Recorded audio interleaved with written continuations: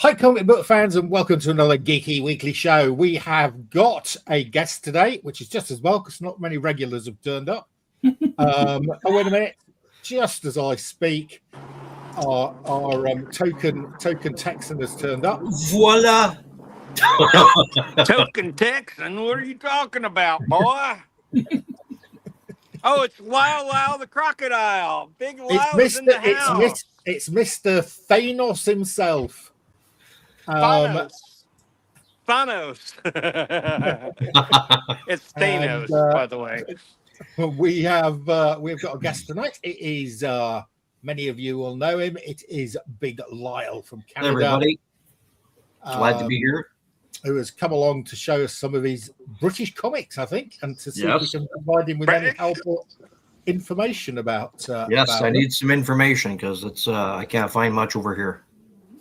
We have stalwart regular Mr. Terry, the Dead Man comic cover show, who has just taken delivery of his new car. Is it working? Oh, wonderful. Oh, yes. That's awesome. Yes. Yeah, I can actually get around now. So we've got a few people in the chat. We've had some people in the chat before even I arrived. So good evening to Twertig. Good evening to Cole. Good evening to I can't say it. Axel Draco. Axolotl Draco. Axolotl something. Axolotl Draco. Okay, so good evening, everybody. Let's not talk about football. We're going to go straight in. And Lyle, as you are our guest, yes, every week we pick a year from Terry's comics. Mm-hmm. So he has got Action and Superman every year from about 1957 through to present day. And he's got all the actions and Superman each year. And so, as our guest, you can pick a year. Okay. Terry. 1963 and 1983, if you have those. 1983, yes, 63's been done. Okay. Oh, no, sorry, no, it hasn't. No, sorry, no, it hasn't. 1963, Action and Superman are free. So, okay, well, that sounds great. Which wow, one do you want? my birth year. That's amazing. That was the same year you were born, Bill? Yes. Yes, I'm old. Thank you for noting that. Oh, hey, we're all in the same basket here. Don't worry. Okay. We're all above 60, I think. I think, Bill, you need to be careful because I think you might be the youngest. Axel Draco says Superman. I'm probably the youngest one here on the panel. I'm so happy. That makes my day. I'm never the youngest anywhere anymore. So, yay. Right. Sorry, did you want Action or Superman, Lyle? Action, please. Action 63. Action 63.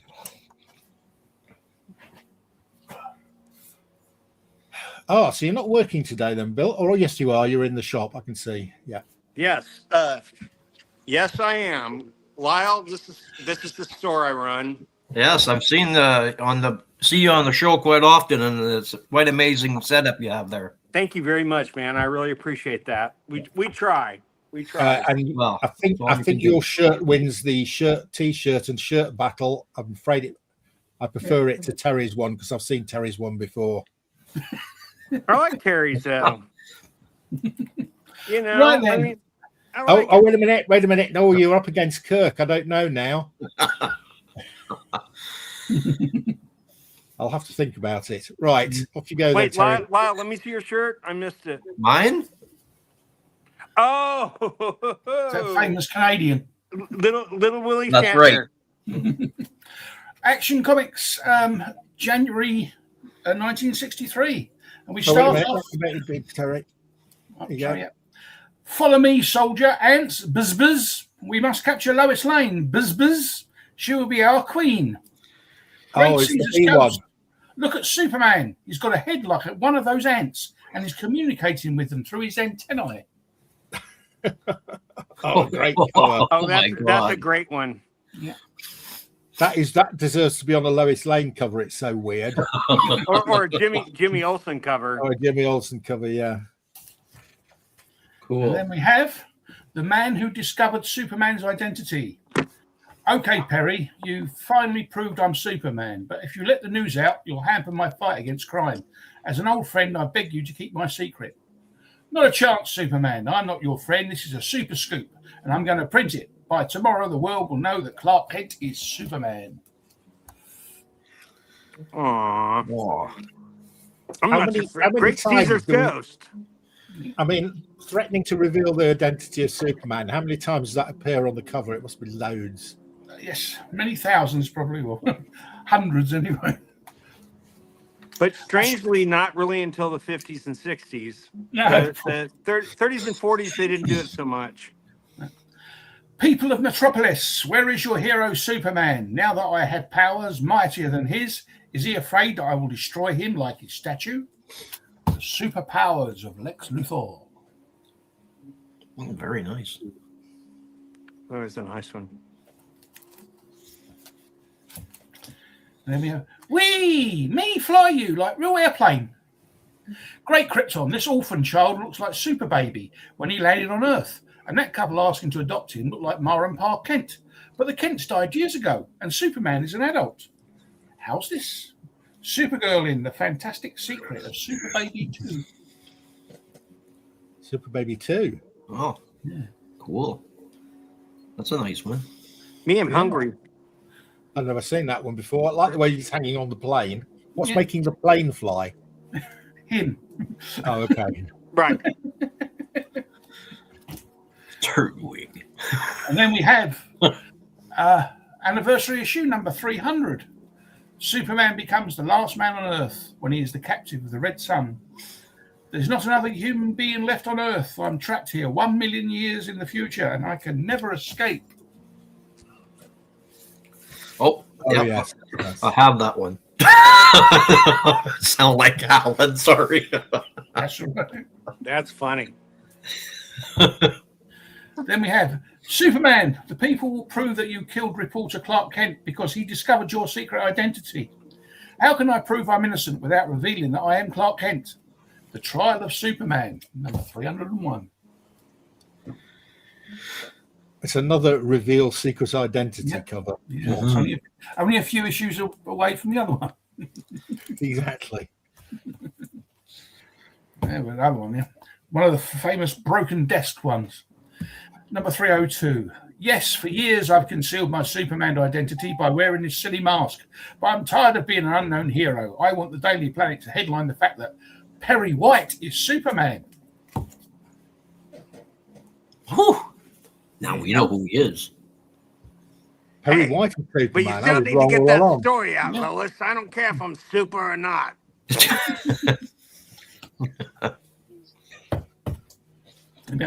Because I'm destroying this statue of myself, they all think I'm a menace, even Supergirl. Yet if my plan works, they'll realise I'm Superman.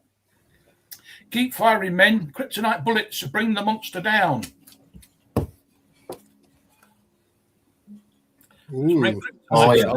I like that one. You don't see that one very often. Dragon. No, that's a good one. That's a great cover. Then we have the Interplanetary Olympics. So that's the great Superman the Earth boasts about. But he's just a super weakling compared to these other super athletes. Oh, That story, this story's been done once or twice before as well. yeah. And this one is a Brian Bolland from the Brian Bolland collection. Oh, What? Yeah. October 305. Well, gentlemen, I told you I would deliver the secret of Superman's identity for a cool million. Take a peek through this trick mirror. Wow. So his Clark Kent will trap him at his office with this gold kryptonite. Gold kryptonite. What does gold kryptonite do? Takes his powers away. I thought that was green kryptonite. Now, green But that makes kryptonite him kills weak. him. Now, green kryptonite makes him weaker or kills him. Gold kryptonite takes his powers away. Okay. And this was a Brian Bolland. He used to own this comic. oh, wonderful. So this certificate says. Pedigree. Yeah. Yeah. Yeah, The if only BB it wasn't pedigree. Seth. it was The probably double B, the he double probably B got it from someone pedigree. else. Yes. That was his wife. That was his wife saying, "Get rid of some comics, Brian, or I'm leaving." Bye-bye. 306 from November. Great acting, Senor Kent. Even the real Superman couldn't show pain from kryptonite more convincingly now. Put on this costume.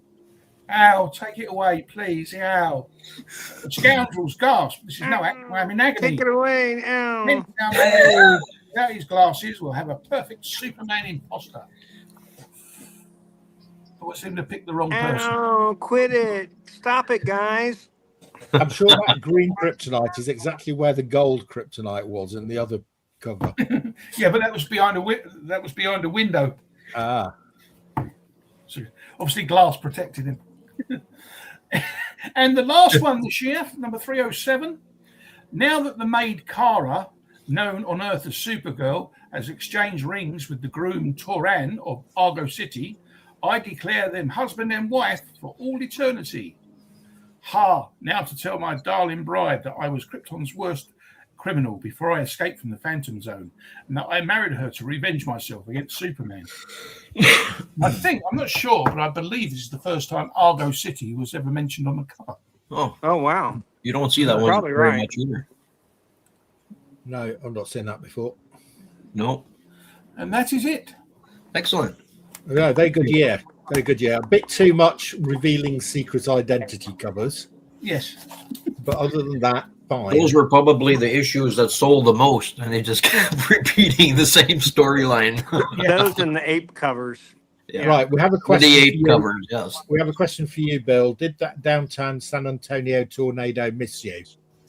Yes, yes. By about 10, 15 miles. But Okay. yeah. Too close. Yeah, but the store did flood on Saturday.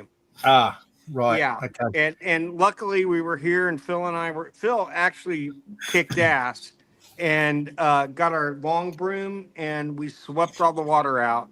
So that was So good. it didn't reach the comic boxes then. No, it did not. Thank God. You should It pipe the water up here. Almost reached the albums, but not quite. What year was that, Terry? Sorry? 1963, Gray. 1963. Cool. Very good. Also, I'll have to say, Twertig, Alan is in very big danger of losing his favourite Canadian status. Well, you know, there's a few of us online. Now, Lyle, you've been on before, haven't you? I have, yes. Okay, you were on with me one time. I just remembered Yes, I it now. was. I forgot until he mentioned Canadian. Then it came flooding back to me. Well, you know, I'm a very important Canadian. I'm Big Lyle. Is that Lyle. so, Bill, was that excuse the pun? Well, I will say this: my cousin Lyle is a tad more famous than you, but you know. Hey, That's all. I've been in the movies. I've been on much music. I just don't talk Hey, about man. it. Yeah, but were you married to Julia Roberts? I was married a few times, yes. To Julia Roberts, though. A few times. No. Okay, Lyle, you got Not me. not that Julia Roberts, anyway. Yeah, not the real Julia. Yeah, not the real Julia. The famous one. Yeah, we don't want your smoke coming over here, Lyle. No, I think they're getting it down in the United States now on the eastern side. Yeah. Well, it hasn't reached Texas yet, so. Yeah, it's pretty bad. I saw the satellite. We saw the news last night. And Oh they my showed God! the Yeah, you satellite can see smoke. a blazing red path on the global imagery. Yeah. Yeah, it's smoky out here now. Like I said earlier, I couldn't. I usually sleep with the window open. I'm up into the mountains. You got fresh air, and last night it was like sitting next to a campfire. I'm like, forget it. Jesus, fuck that. I mean, screw that. I mean, that sucks. Yeah, so I'm trying to send it down your Try not way, to Bill, pass. because I like to share.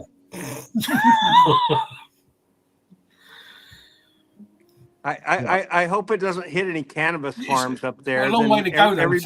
Nobody would be able to get close enough to it. It wiped it out. Everybody's been stoned for a week.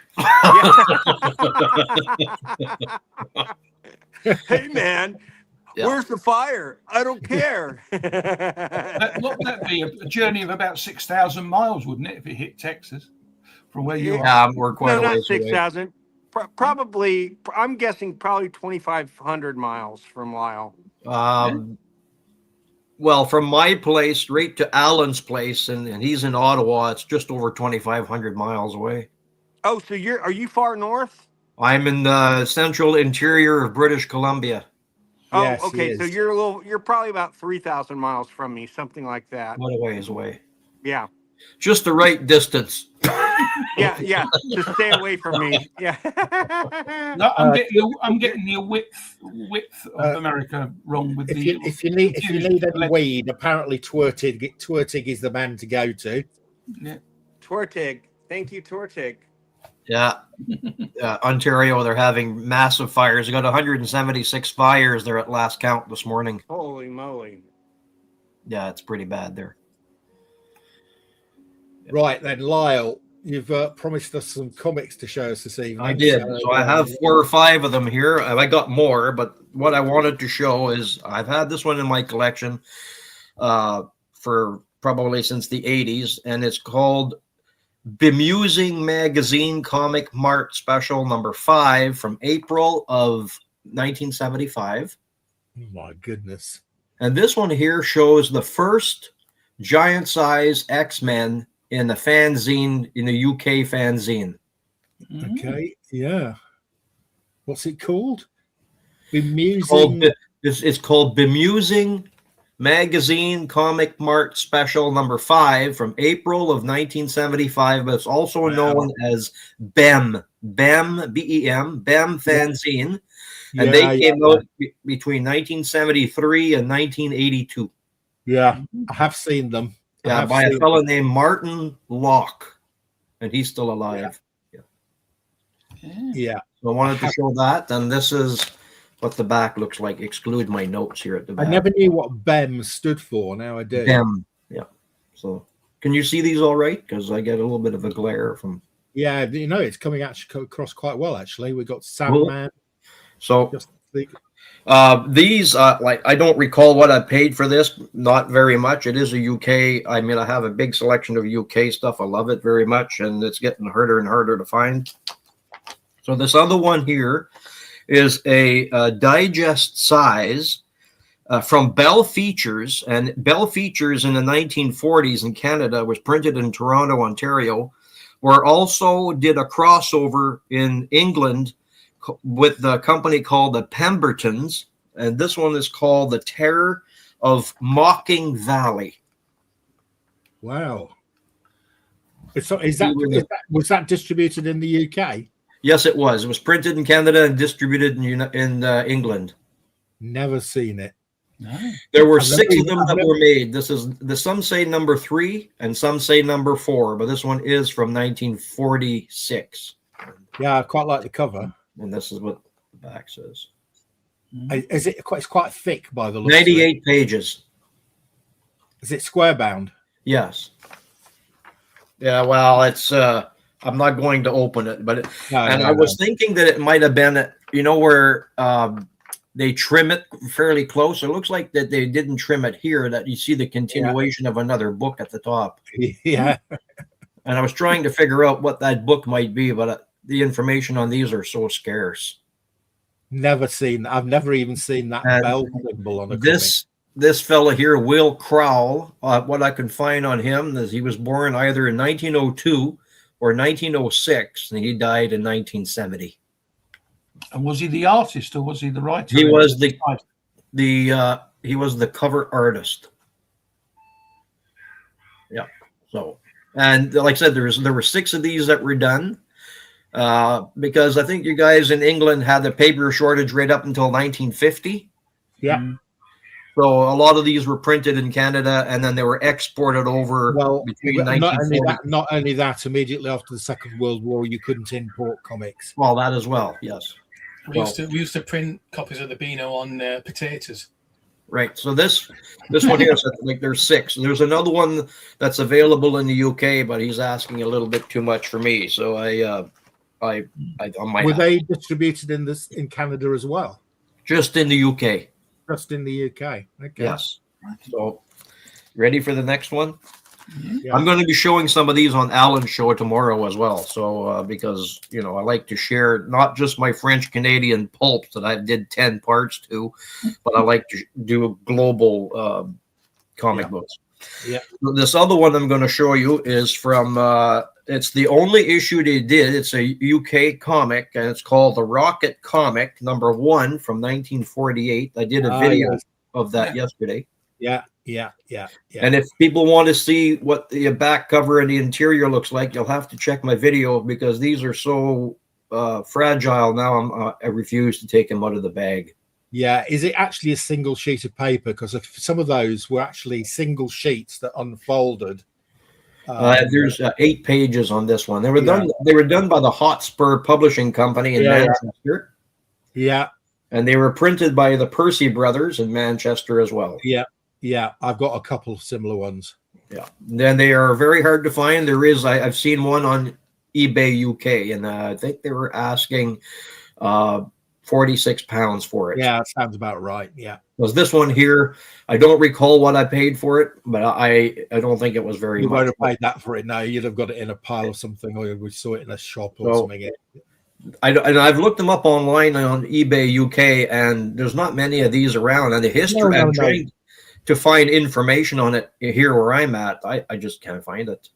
I've got a number of UK comics from around that era, and there was quite a few that were done that had very short runs.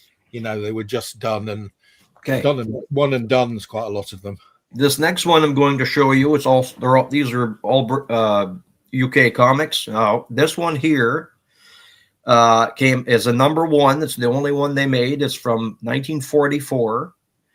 And it was made by a company called Filmar or PM Productions. And it's a Gerber 10. I know that they don't do Gerber's scales with British books, as far as I know. But the rarity of these are less than 5. And this one here is called Bantam Comics. Wow.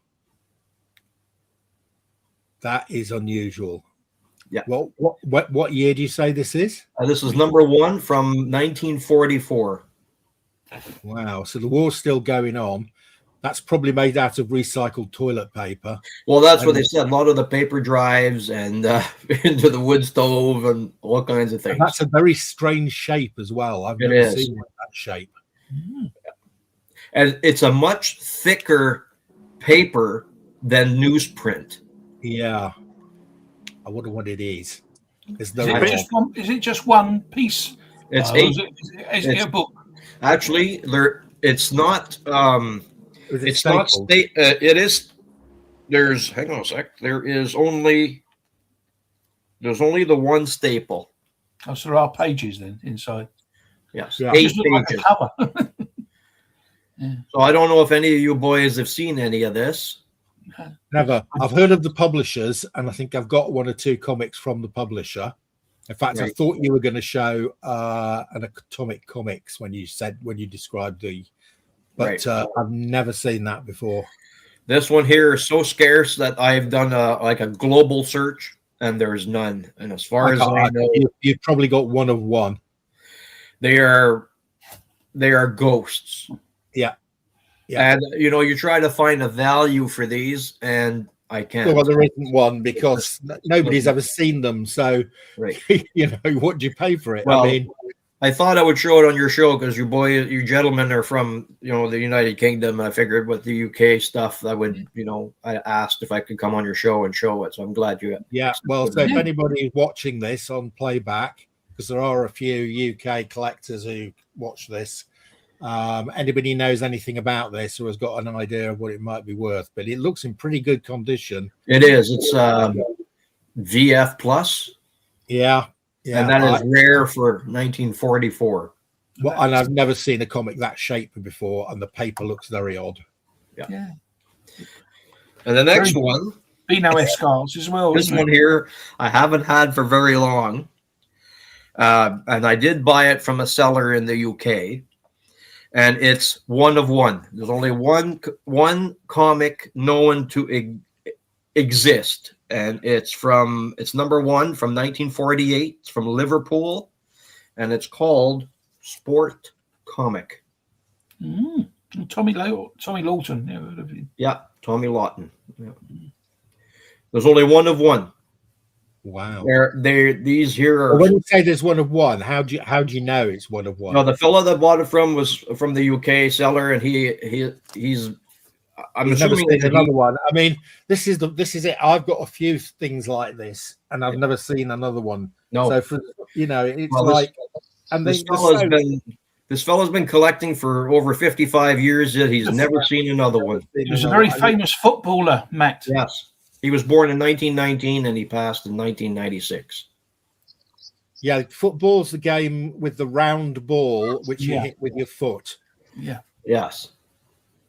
And there have been 3 other maybe books, not so much comics, that had his picture on it, but they were photographs, not drawn.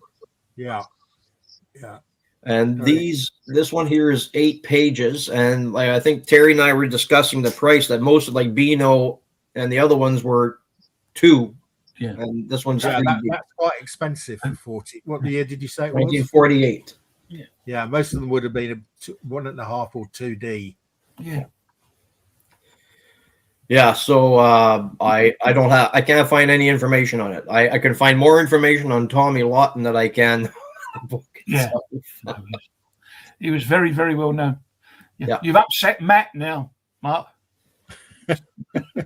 Well, this older gentleman said it was the only known copy. He said he's from the UK, and he said he's never seen another one anywhere. I've never seen another one, and I do. So if any of your connections are in the UK there, Mark, if they can send some information on this. Seen this or knows anything about it, is there another issue? Was it a one and done? No, this is the only one. Number 1. There was never a number 2. No number 2s. I look at the way they spelt comic as well. Yeah, with a K. Yeah, that was quite unusual for 1948. Yeah, misspelling things.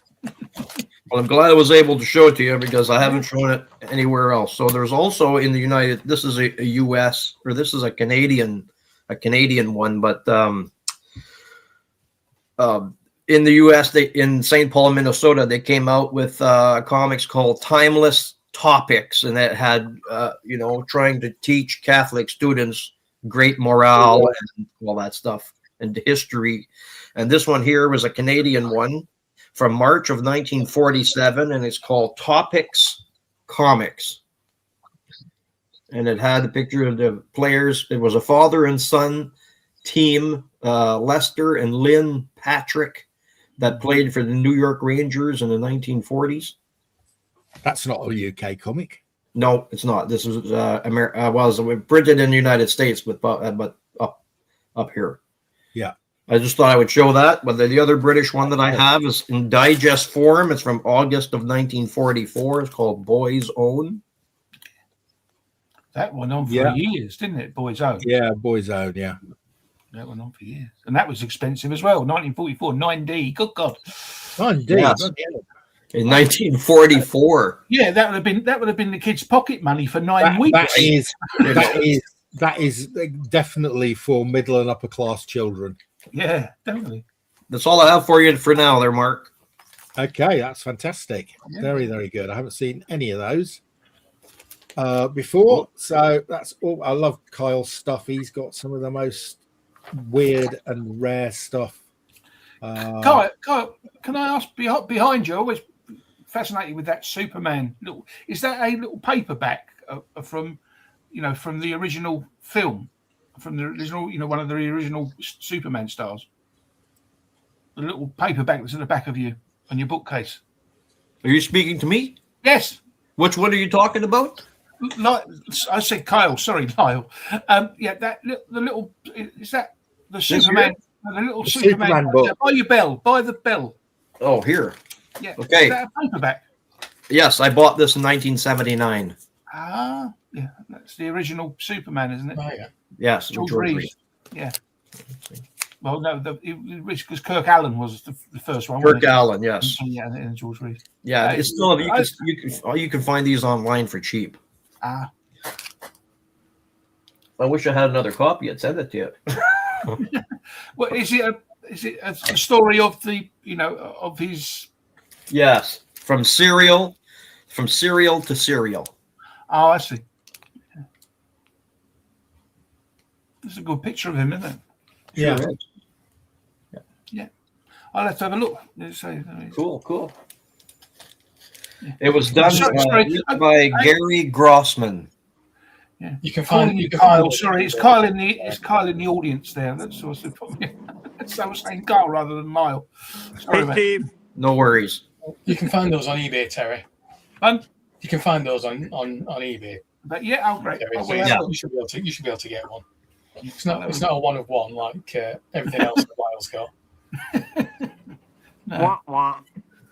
Right, guys, I've got some stuff to show. So there's an auction house in the UK, very long established auction house, mainly focused, always well known for stamps, called Stanley Gibbons, and they've got a sort of auction house in central London, which they've had since Victorian times, I think.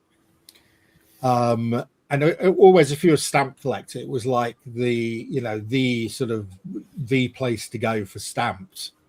And they used to produce, books saying here what the current values of stamps are. A bit like the Overstreet Guide for comics. They sort of did the equivalent guide for stamps. Anyway, about 18 months, 2 years ago, they combined with another auction house called Baldwin's. And then about 18 months ago, they decided to go into comic auctions.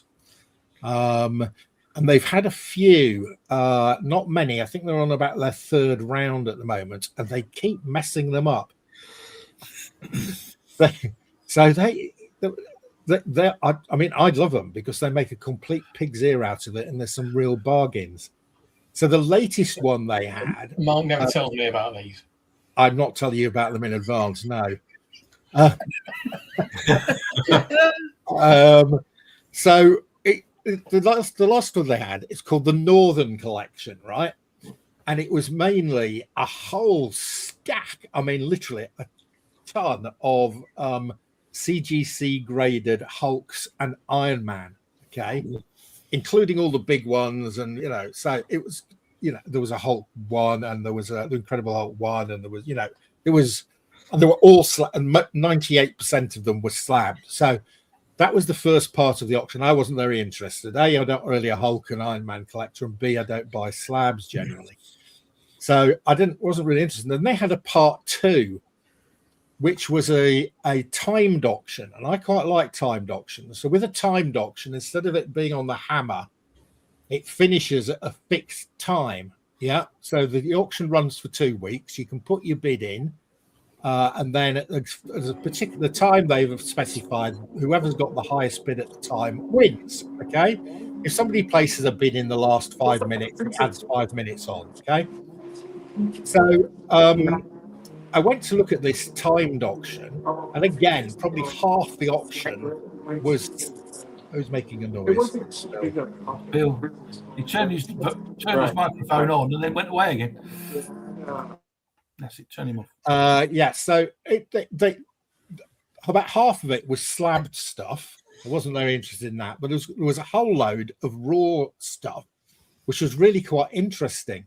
And I went on to, and the auction finished at 10 o'clock Monday morning, 10 a.m. Monday morning, right?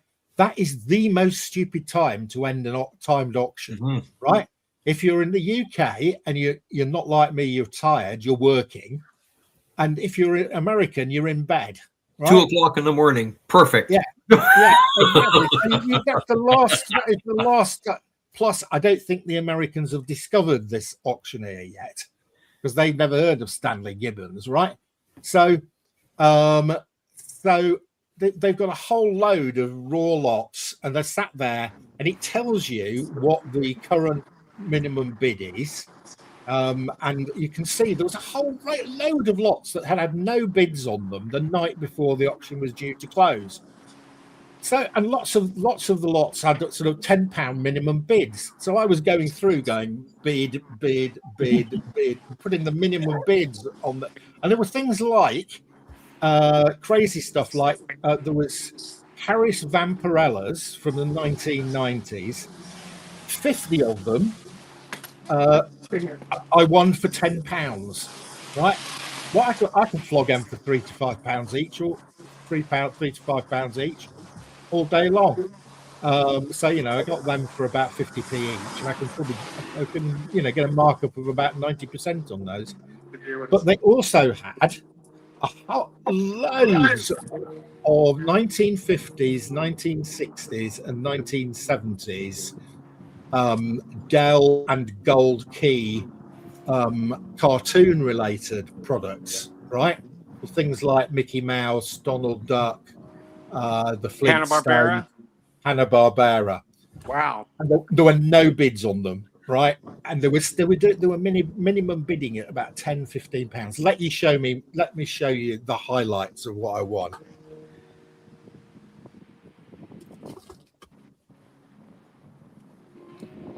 Oh my gosh, that's early. 1944. Wow, early barks. It's a war bond.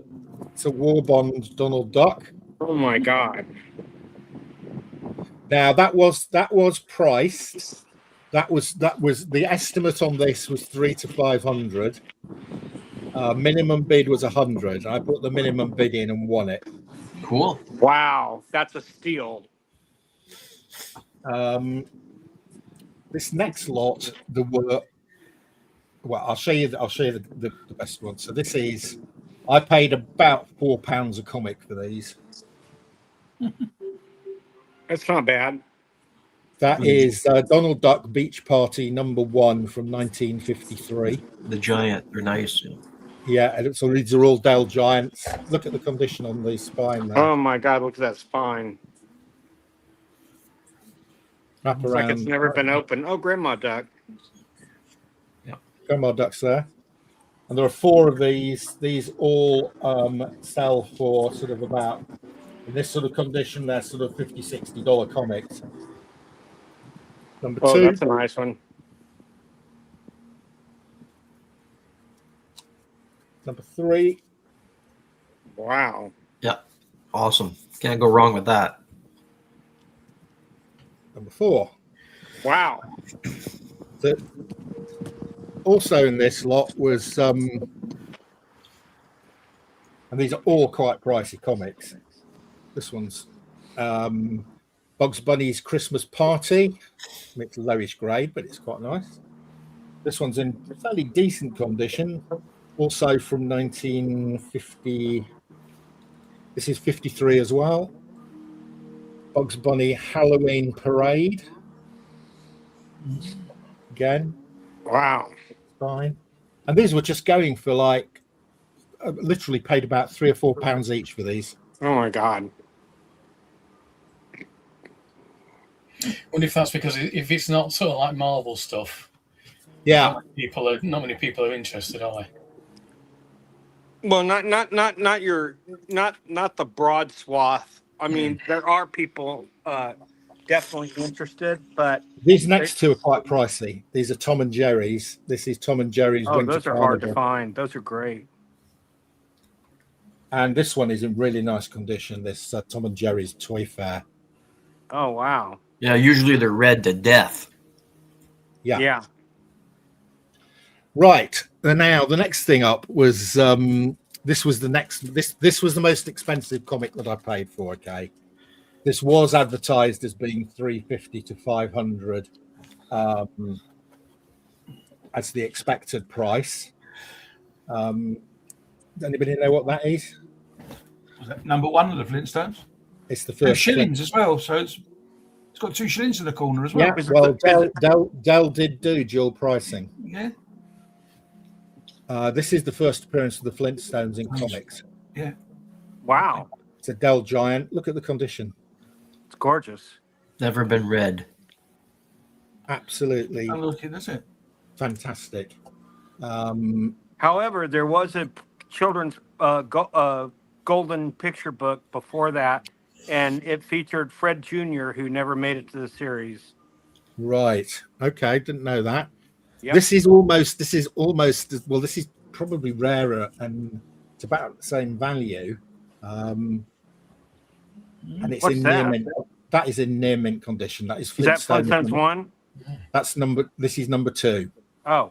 This was Flintstones 1, although it wasn't called Flintstones 1. Oh, gotcha. They never had a Flintstones 1. This was effective. When the next Flintstones came out, they called it Flintstones 2.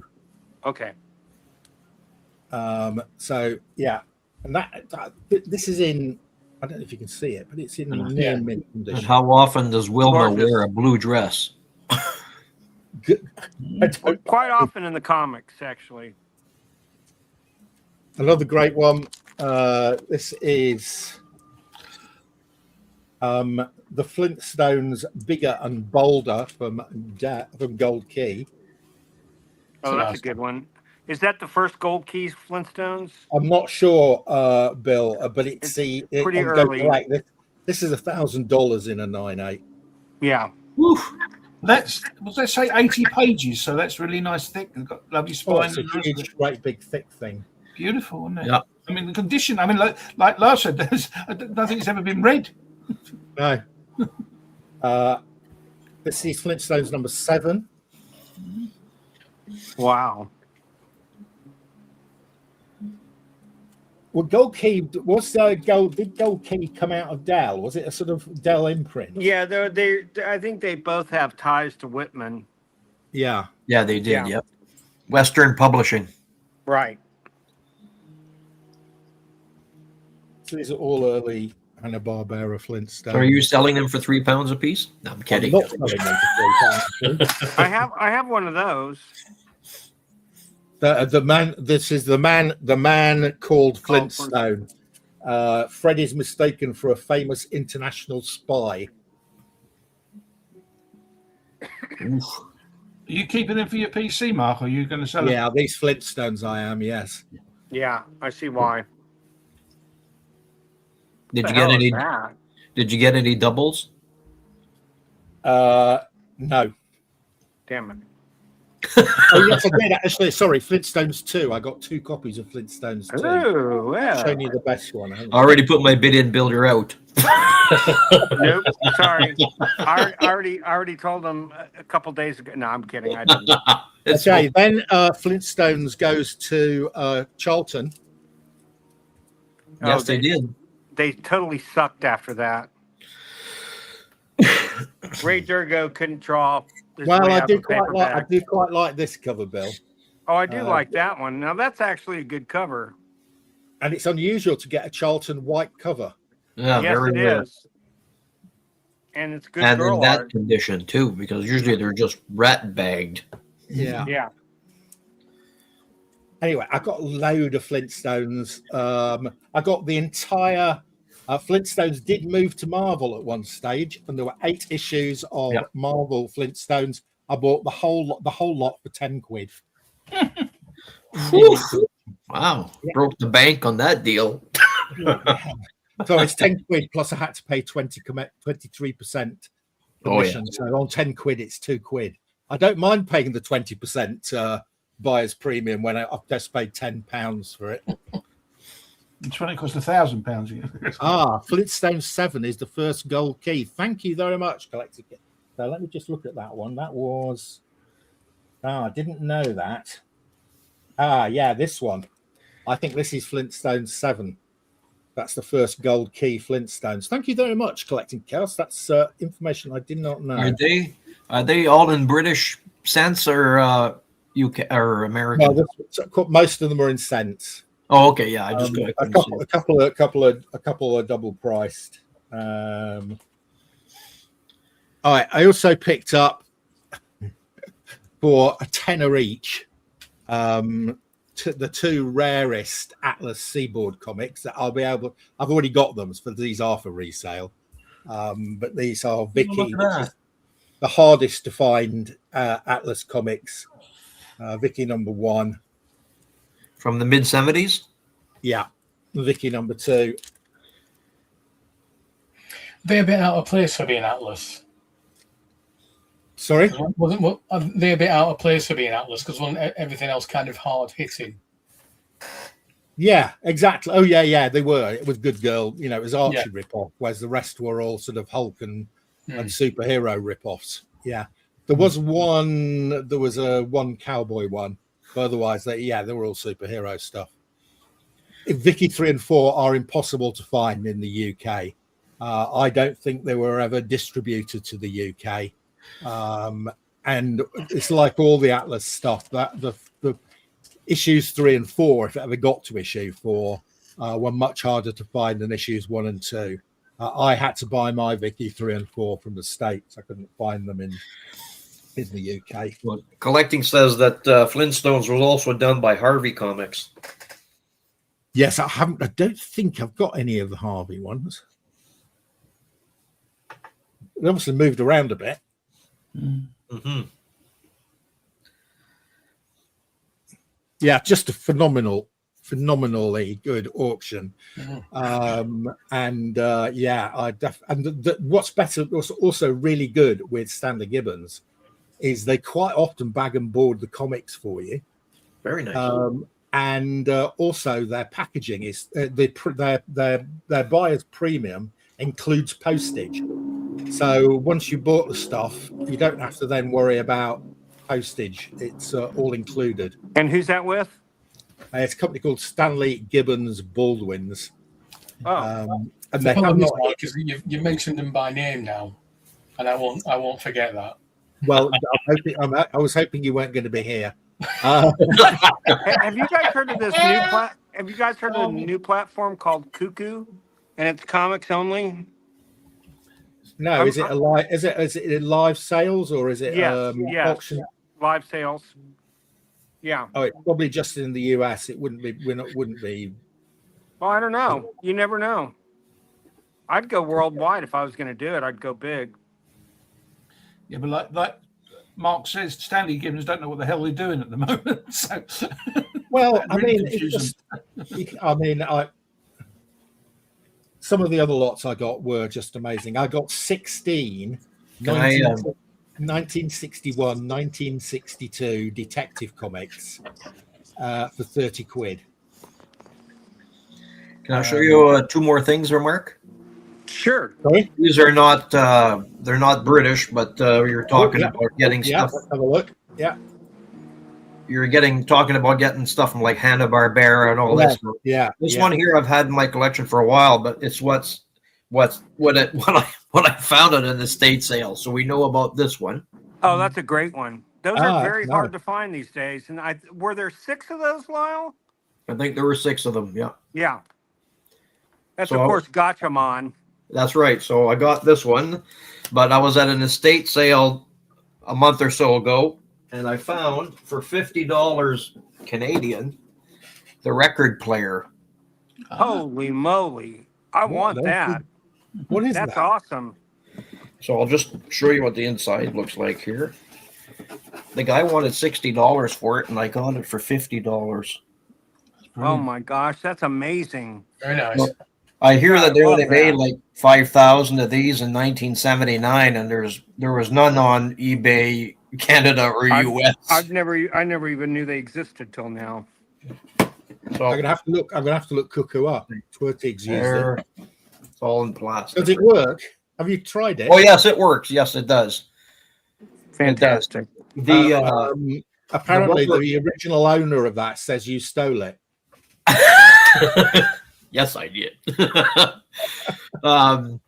When I got it home and I plugged it in, the turntable was like, I don't know when was the last time it played. So I unplugged it and I pulled the plastic piece off, and I saw that when you go from a 33 1/3 to a 45, there's a metal rod that pushes up against the rubber belt that pauses the turntable. And I don't know how long that metal rod was up against that belt. So I pulled it back, and I've got some like 3-in-1 oil, like sewing oil, with a Q-tip, and I put it on the belt. I let it sit for a couple of days, and then I put the plastic turntable back on and plugged it in, and there was no sound. So it was great. Smooth as anything. Yeah, it was fixed. That's all I have.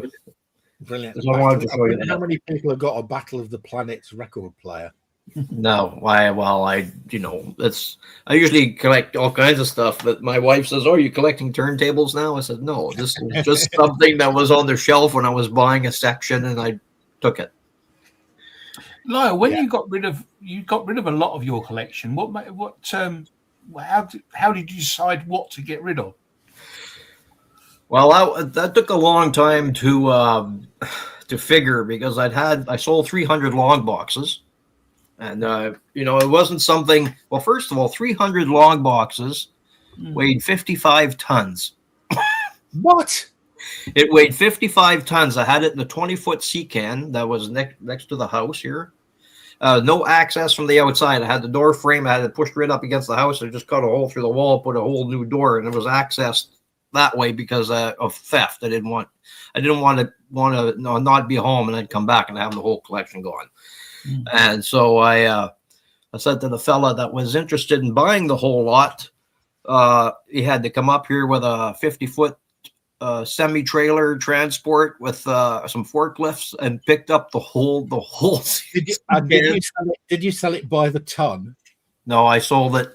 Well, when I spoke with the buyer, he wanted it like, "Oh, I'll give you 10 cents a comic." I said, "Well, I'll tell you what, you have a 400-mile drive, like a 600-kilometer drive. So I said, if you're thinking you're getting the collection, I said, for 10 cents a piece, you're wrong. So don't even get out of your desk chair, because that ain't happening." So I told him what I wanted, and we hemmed and hawed and came to an agreement. So I had 98,000 comic books that I sold. So wow, what were they? What? DC, Marvel, Gold Key, a lot of it. I had doubles and triples. I've been collecting since the late 60s, and lots of stuff that aunts and uncles, which I don't have anymore. They're all gone now. But at that time, they were, buying things for Christmas and your birthdays and everything else, and stuff that were, not things that I was interested in at the time. So I'd had lots of time to go over it and see if there was any value and whatnot. And it hadn't moved for 40 years. I just said, I'm getting rid of it.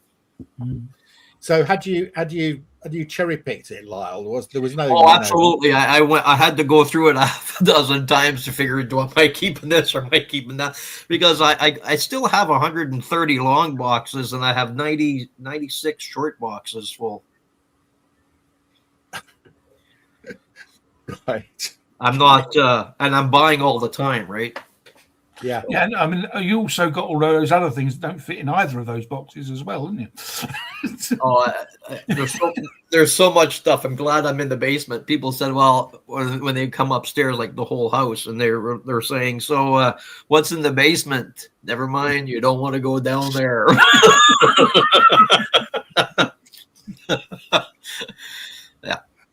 Yeah.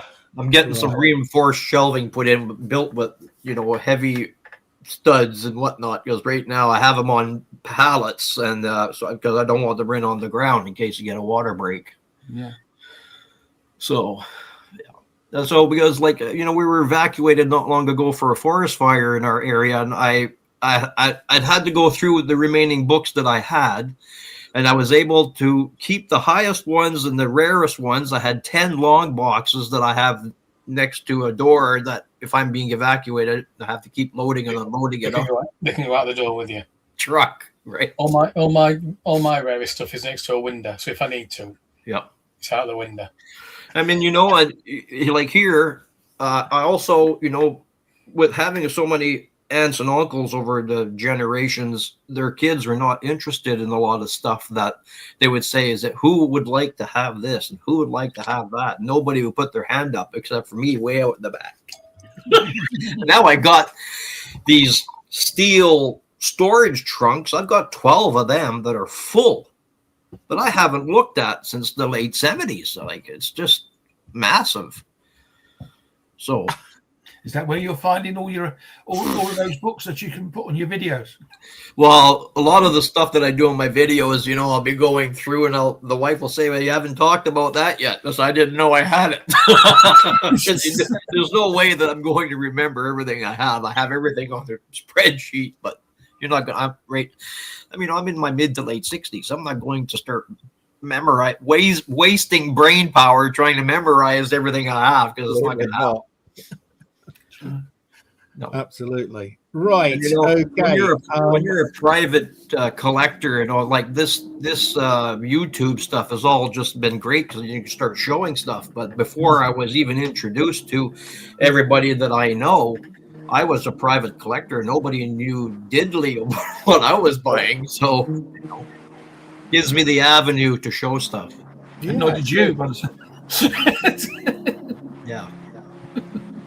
Right, Bill. Well, you're going to have to wait for me. Look at this. Hold on a second. It's a Texas flood right now. It's pouring. I have some comics in my car, but I have to wait till it's not raining. Okay. Does it go cooler when it's raining? Not much. It's humid. I mean, right now it's about 78, which is about as cool as it gets in the summer. Okay, that's not too bad. Right. No, but it gets worse. Okay, so worse. Tempest, you're gonna have to. Are those comics in your car? They're not bagged and boarded, are they? That's why you're not bringing them in. They're in the white envelope still from the original owner. Yeah, well, they're awkward. I have an Action number 11 from 1941, and I have a Batman 61, and they're both kind of in shambles, but just to have those two comics in any condition is a great thing. Absolutely. It's not something you find every day. No, not at all. I mean, this thing about knowing what comics you got, I know what I collect, if you know what I mean. So I know what series I have in my personal collection. And so I know I've got all the SpongeBob, so I don't have to remember that have I got SpongeBob 78, because I know I've got all the SpongeBobs. Yeah. And I can remember, like I've got all the House of Secrets and Bronze Age issues, so I don't have to remember have I got House of Secrets 102. The answer is yes, I have, because I've got all of them. So in a way, doing a collection is helpful in terms of remembering what you've got. Well, that it does, and in my area, I'm surrounded by, 70% senior citizens that are in their 80s and 90s that probably their children don't give a rat's behind what they have. And then you find this stuff at antique stores and secondhand shops and yard sales. And people have absolutely no clue of its value, and you're buying it for peanuts. Right. Yeah. Because to them, they're just funny books, right? Well, that's right. That's what my dad calls them, right? Funny books. So, yeah. Right, Tempest. What has Sheffield got to show us that's going to annoy me this week?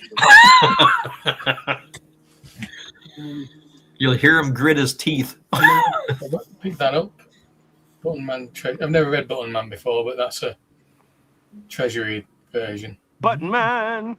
John Wagner. Is he a Judge Dredd character? I think he was in from 2000 AD. Or one of the similar 2000 AD character, sorry. Yeah.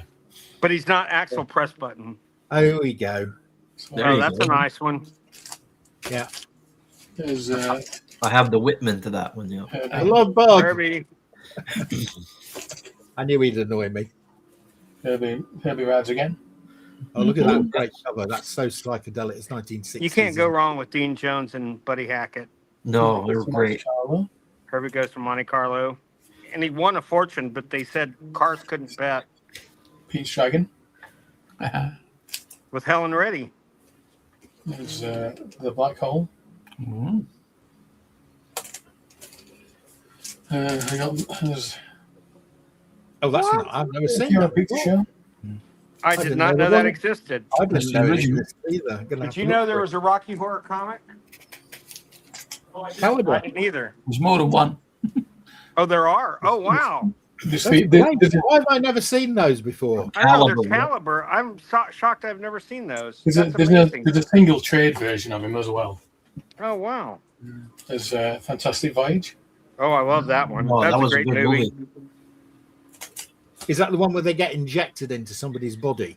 It is, yeah. Not in space, no beneath the sea. They crossed Raquel- the last frontier. It's Raquel Welch, Welch was wasn't in it? that movie. Raquel Welch. What was in Yeah. there? Yeah. That was one of the first, I think. I've only got that because Oh yes, I like Petty. the cover of that one. Petticoat Junction. Yeah.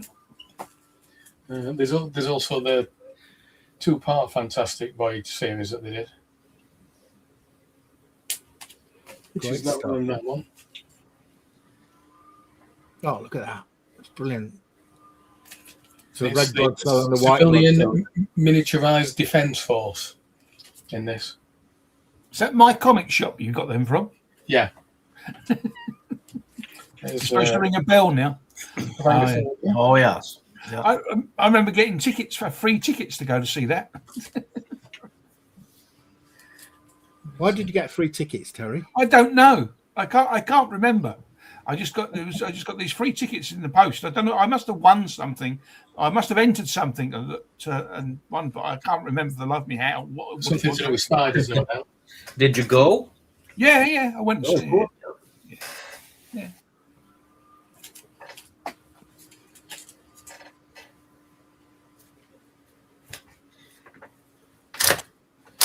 There's Bambi. Oh, Bambi.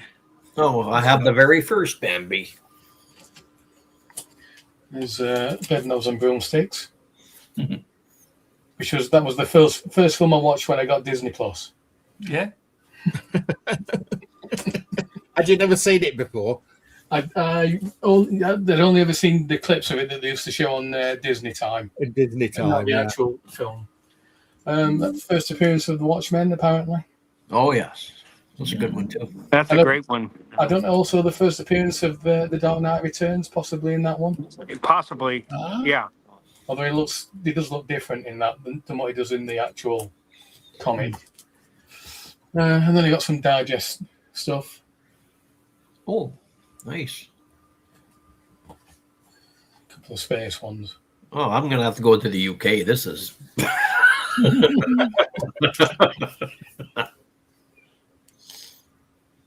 Nice. I am trying to finish off my digest collection as well, so these are some of the ones I need for that. There's a lot of those around here. Well, I mean, last year, about a year ago now, I went through what I had, and I made a list of what I needed, and I also pulled out a pile of duplicates.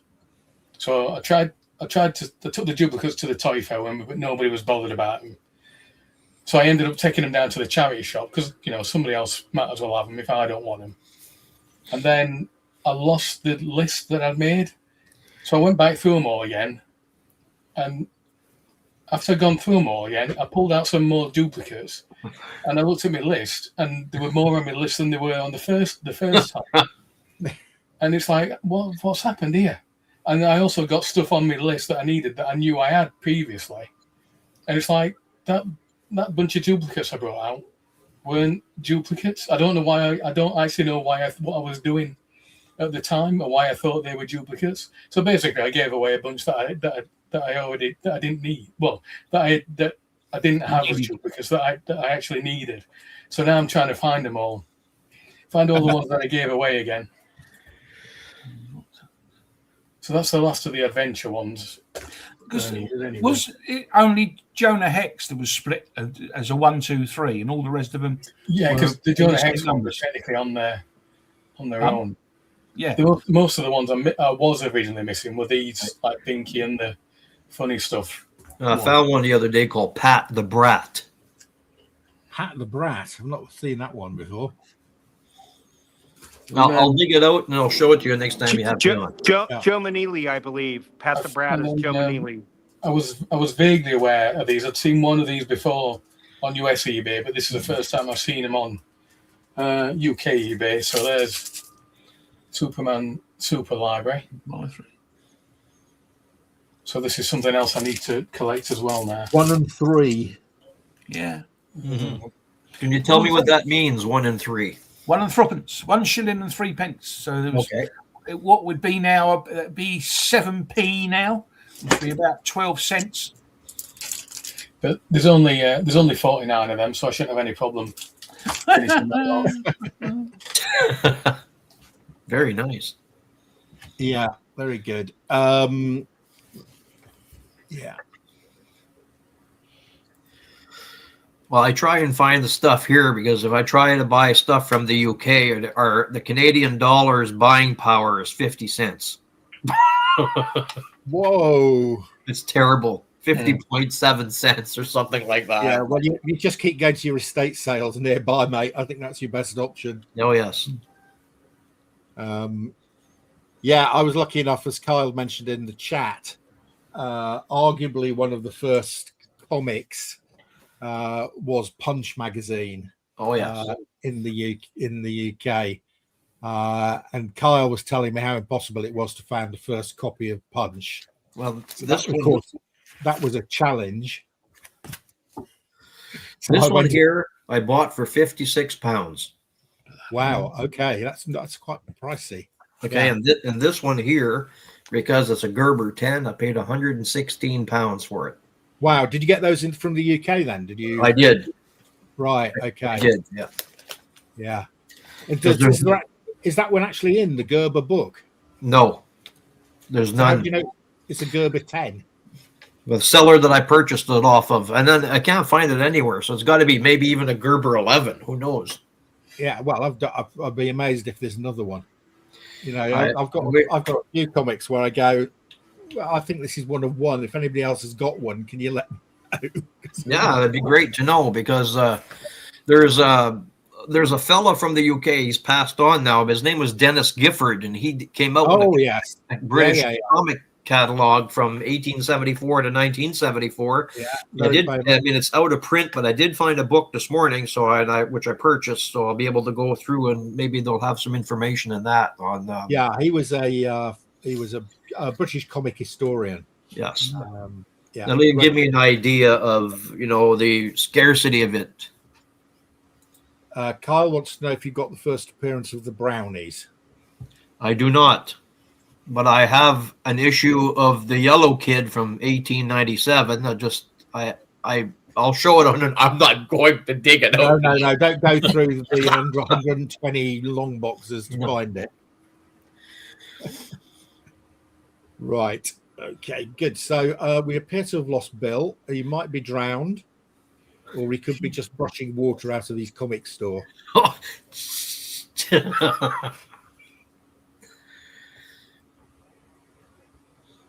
Yeah.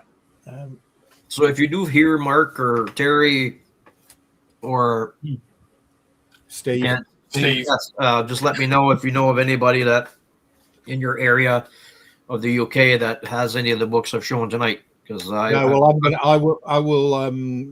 probably do a little bit of a research tomorrow on those titles, but they could just be literally, as the guy said, One of one. One of one, yeah. I mean, if he'd been doing it for 40 odd years, I mean, I've been doing it 40 odd years. I've never seen either of those. No, because I spoke with a British fella in my area who's been collecting for 30 or 40 years as well, and he said he's never seen it either. And he asked me if it was for sale. I went, no.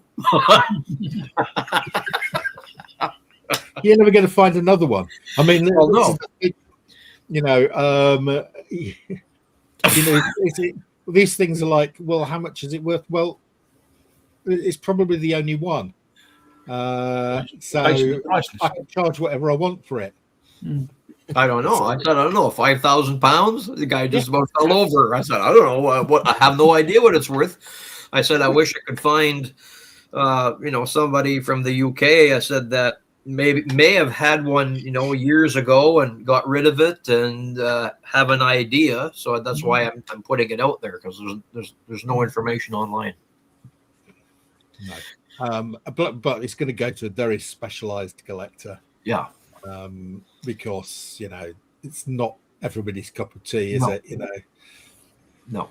It'll be strange, geeky weekly type people like us who that has it right market. But I love those things. I love those. I've got quite a few a bit like that where you go, well, it's probably one of one, or it's one of very, very small quantity. Very, very small. Yeah. And I mean, even if you do find those things, it's very doubtful they'll be in decent condition.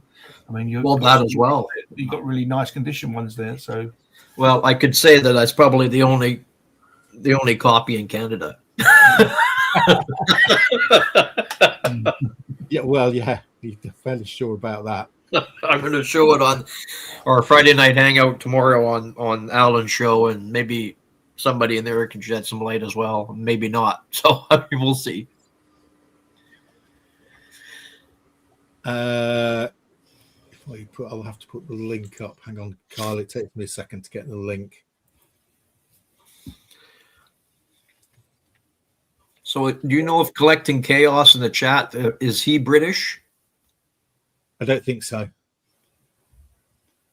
I think he sounds as if he does comic restoration, because he said he was restoring a Snow White. I'll have to look it up. Mm-hmm.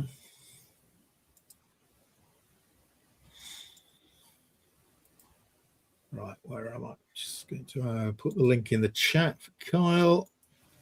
He lives in Texas. Well, thank you. So he just lives in Texas. He's near Bill. Well, possibly. Texas is a big place, isn't it? Don't tell him. Well, he lives near. Let me rephrase that. He lives nearer Bill than any of us. Yeah, exactly. Oh yeah, for sure.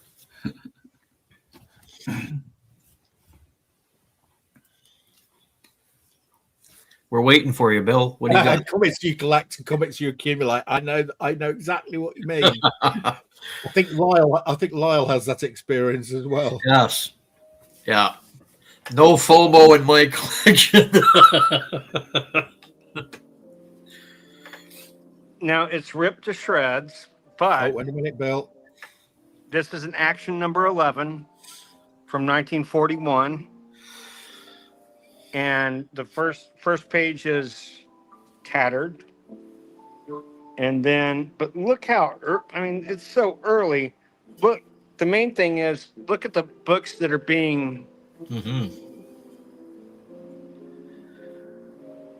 Wow. So this even predates the first Justice Society appearance. What Batman number is that? It is number 2. Oof. Detective Comics 44. Well, I guess this can't be Action 11 if it's it's not. I was going to say if it's selling Action 29 on the back cover, this must be Action 29, I guess. Yeah.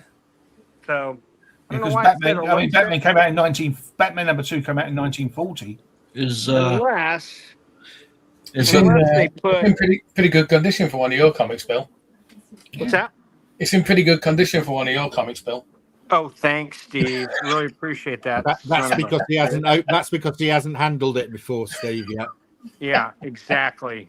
Is one of those books on the back of that comic you just had in your hand, the Superman one on the back? Is that Superman number 7? Let's see. Yes, good eye. Good eye. And it's funny, they call it, never said it on the cover, I don't think, but they call it All-Star Quarterly number 2. I don't remember them officially calling it that. Now here's another beat the shit copy. And this is, it's complete, but the cover's detached. But Batman 61. Oh yes. Yeah. Is that the first Batplane? Those are nice to have in any condition. I know they're hard to find too. Yeah, no, I agree. So those are really my only 2 contributions this week. I don't have anything else really great. We haven't got any. It's funny though, is within the last 10 minutes, I sold 42 issues of Micronauts for $300. What? Yeah, while you guys were on. Micronauts. Nobody Yeah, even my buys my old Micronauts. my old employee Clay came in, and Somebody's onto something there then. I don't know why Micronauts are really popular again just in the last few months. So What? not sure why though. I can't Gen find X. Micronauts. Well, the toys are coming back, but that's hardly a reason, because the toys in the comics were pretty much completely different. Different characters. They never Yeah. made a bug. They never made a marionette or Marionetta, whatever her name was. So I never understood that. But apparently, Marvel, Recently done collected versions of them as well. I wonder if that's piqued yeah, people's interest in them. that might have a lot to do with it. But he bought quite a few. That's good because I'd only sold like $15 before that. So that's 300 is a good day, especially with all the weather being Yeah. crappy. So I'm happy. Take a guess. You only need one customer for a good day. And that happens a lot, believe it or not. But I cut him a deal. It should have been $350, and it's easy to cut $50 off. And Phil still likes Clay a lot, so it worked out great. So, oh hey, Kyle is here. I kept calling Clay Kyle, so I might start calling Kyle Clay now. Oh, I kept boy. going, Kyle, and I go, no, that's the show. That's not real life. Well, you're real life, but never mind. Yeah, You might have a customer bill there. You got Collecting Chaos. He's going to take a trip to you. Oh, great. Fantastic. Yeah, it was in Texas.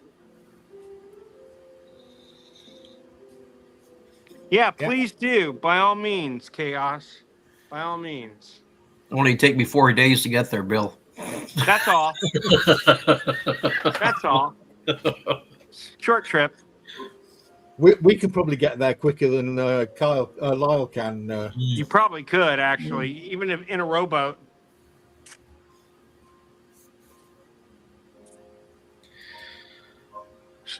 What are you showing, Kyle? Let me get to the first page of it. St. Nicholas Magazine, 1883. The first appearance of the Brownies. Excellent. And he was talking about Walt Kelly. I mean, I didn't dig out my 4 colors, but Walt Kelly did the Brownies for the American market. Dell 4-color.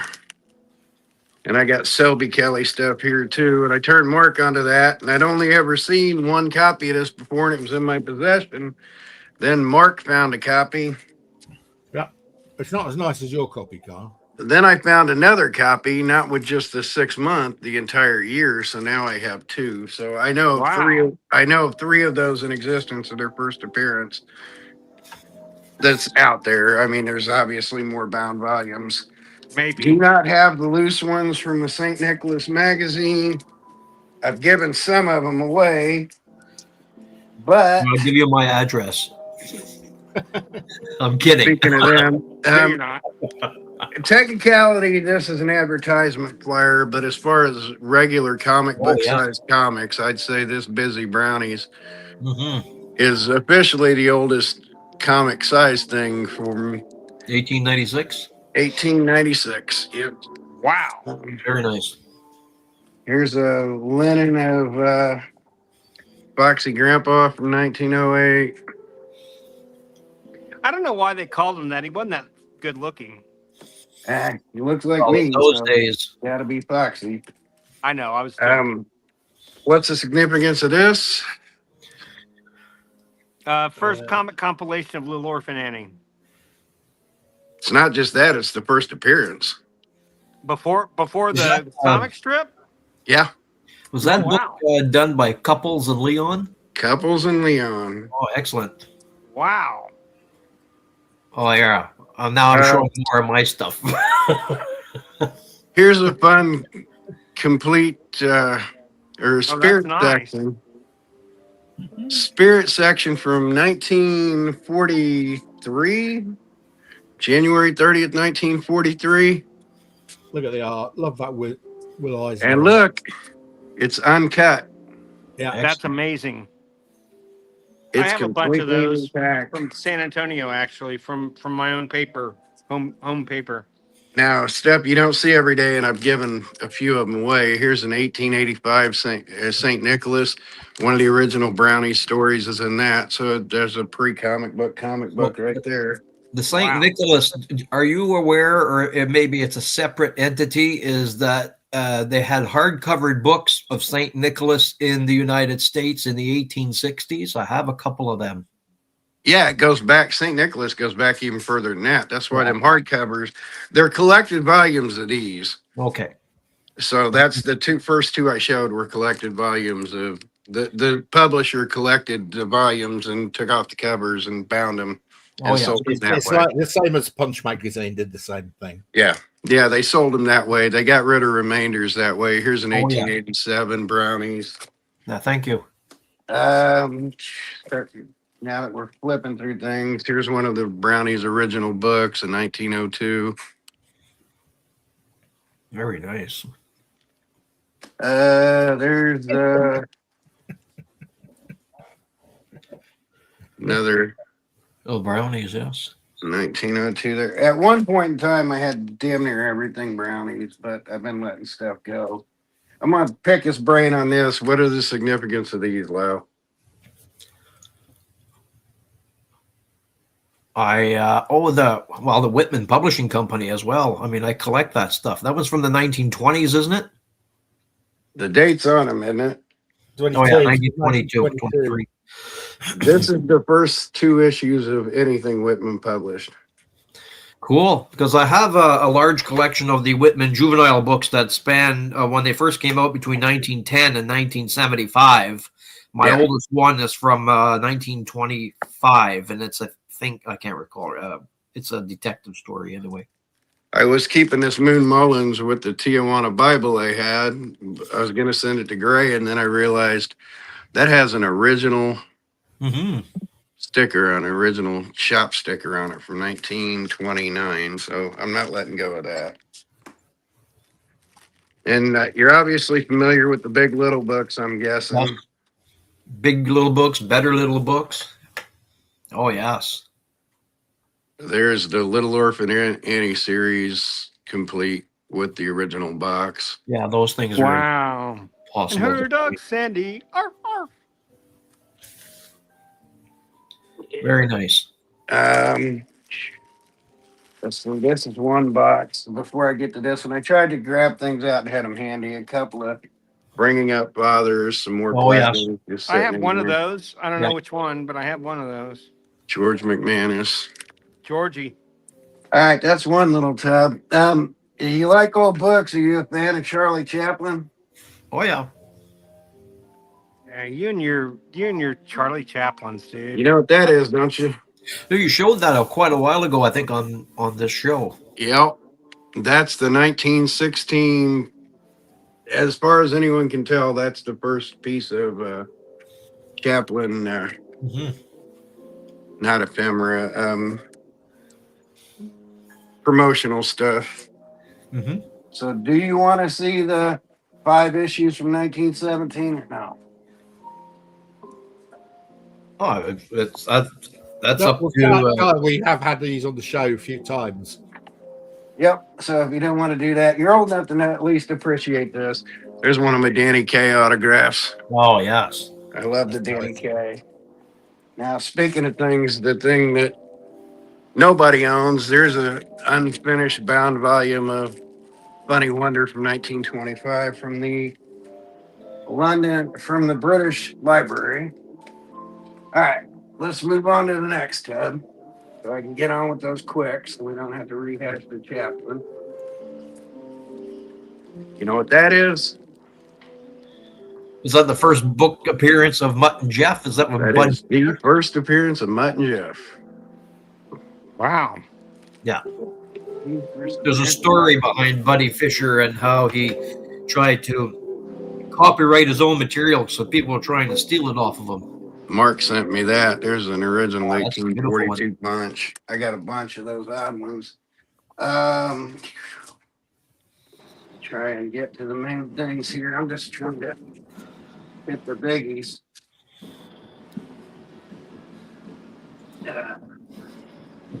I got some of these from the bottom here. There's something that'll entertain you in this. Nippy's Pop. I got some original newspaper strips of that. Mm-hmm. Whole bunch of original Chums. Oh, yeah, Chums as well. Whole stack of those. He was talking about Snow White and the Seven Dwarfs in the thread there. So why don't we show the first Snow White and Seven Dwarfs, the 1938 linen, 39 linen. Wow. Covers, yep. Marries I up with the didn't even know Popeyes that I gave to Alan. I didn't know the Beatles had anything to do with Snow White. I've got a couple of lobby cards. I've got a set of You lobby mean cards. linen, L-I-N-E-N, not linen. L-E-N-O-N. Okay. Sorry. Brownie's yearbook from 1895. I'm going to get you. No. Looks like Brownie's sheet music from 1885. Dance to the Brownies. One of the coolest things I have a stack of punches. This one from 1858. Again, I got these from whoever took over the building on Fleet Street. This is an uncut. This is uncut from 1858. It came out of their archives. Beautiful. That's an uncut punch. There's a Foxy Grandpa. You said you're a Whitman aficionado. What is that? That is it. I have no idea. That's a Colour Fun by Whitman, my guess is. One of the first coloring books? This is a coloring book, and it's Yep. Whitman's first coloring book from 1948. Unusual. Nice condition. Nice From condition on that. 1948? 1948 was when they started putting out coloring books. And Oh, this that's is weird. usually- That looks so much older than that. Usually in unusual. the back, they have like a 3 or 4 digit number. Do they have one on the back cover of that one? Nope. Okay. Nope. And with these, I mean, because they technically lots of things are coloring books. Those Chaplin books from 1917 are considered coloring books because they're black and white newspaper strips and it's a colored in. That was put out as a comic book or as a coloring book. There's a Gumps The Gumps. from the Platinum Age. What else did I grab where? Or am I going to pick my butt up? No, that's all I pulled out from them. Oh, no, I got stuff sitting next to me. There's less than 100 known of those still intact. Candy. The 1940 candy coupon. The image on Superman 7 came from this. Cool. I think it's 7. Superman, whatever image, the chain breaker. This is where it came from, and this is the image DC's using now to show Superman. And then you saw this last week, right? Yes. You were in the thing and saw that last week. So that's all I grabbed out right at hand. But I just figured Beautiful. go through the Victorian and Platinum ages of stuff. I got stuff buried all over the place here, but So some odds and ends you could appreciate. I appreciate it very much. Thank you. Thanks, Kyle. Bill, have you got any blue chip keys you can show? Well, I'm looking. I don't know where our Avengers 1 went to. I'm going to have to call Alex. I'm kind of freaked out. You've lost your Missing. Avengers 1. I didn't. I sure as hell didn't. No, Let's your look boss at- is not going to be happy if you've lost his Avengers 1. Well, I didn't lose it. It wasn't on my watch. I do have a 100, and that's $5.99. It's in beautiful shape, probably above a 9. Very nice. Thank you. Yeah, I'm kind of freaking out about that Avengers. It's weirding me out. Let me look down the wall real quick. You guys can come with me. I don't know where it could be. unless maybe he sent it off to get graded, but they would have told me. That's crazy. This is another another really good one. First appearance of Rogue. Everybody has that one though. Gosh, where is that number one? I'm really kind of freaked out about that. I thought you just passed it, Bill. Did I? I thought don't you think did. so. Just keep going along there again. I don't see it. You thought I went past it when I was walking Yeah, past when, the when you wall? went quickly past, I thought I definitely saw Avengers. I thought Okay. on the Let's bottom. It was keep on the looking. bottom. Yeah. That's weird. Why would he move them? Well, Maybe it's sold. I don't know. Well, I would have. Oh, here it is. Yeah, I Good thought you passed eye, it. Terry. Good Yeah. eye. Great eye, actually. Very good eye. You spotted that all the way across the. Yeah, Oh, you'll get me I think as I spotted it, I should have it. So Yes. I'll give you my address later. 50% off. Yeah, first refusal. Yeah. Sorry. Wait. Got 59 on this. It's worth. Breaking up, we can't hear a word you're saying now. Oh, hold on. I was covering the microphone. That's why. I think it's these 60 days. bucks. It's worth about 5,900. They've shot back up this year, probably because of the movie coming out.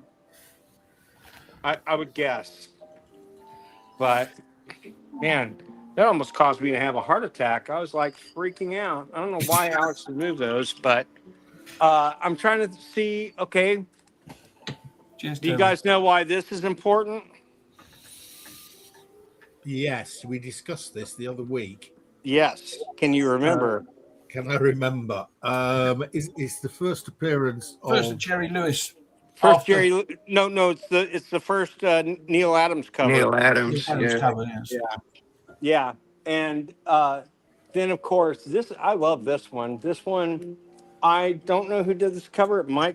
Well, I know that Infantino drew Batman and Robin, but I don't know who drew the rest. Mm-hmm. But great cover, and it lends itself to the whole Bat era. Yeah, it's a good cover. That I like that. Mark, it's July and AF-15. This is very important. Yeah. The first Black Adam on the cover. No, first Bronze Age Black Adam. Yeah. I own the first appearance from. I own them. Well, you guys have seen it, I think. Marvel Family #1. Yeah.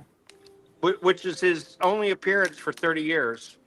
That still freaks me out. That why didn't they think to bring him back? Because he was such a great villain, and now he's like an anti-hero. But I hate it when they make hero or villains heroes. I think it's kind of ridiculous. I mean, they never made. I mean, Joker got his own comic several times, but they never made him a hero. You know, not really. Thank goodness. Yeah, But the last time they brought out the Joker series a couple of years ago, I mean, it might as well have been called Commissioner Gordon. right. It was more about him than it ever was about the Joker. Right. I prefer because exactly. of that. And this is Blue Chip, of course. This is one of the ones that I traded Phil. Here's the other one, and then we've sold one. Mm-hmm. But I traded Phil these three for Hulk #3, which I felt like it was a good trade. I still have a #1 somewhere. It's not in as good a shape as these, but it's in nice shape. These are nice. These are real. And well, here, let me show you these. Let me see where the other. I'm getting a little freaked out. You, Oh, here they are. Do you These buy are these great. at estate sales or auctions? We bought a huge collection of 60,000 about a Wow. year ago. Yeah. And not as big as a collection you sold, Lyle. But these Yeah. are important. These are important because for some reason, and I'm not sure why, but they were able to keep the Comics Code Authority stamp on these. And maybe because they were cautionary tales. I don't know. But that huge hypodermic needle, I'm really shocked that they got away with that. That's the the Comics same Code time they Authority. ran Amazing Spider-Man 94 through 96. They Yeah, made but an agreement with them.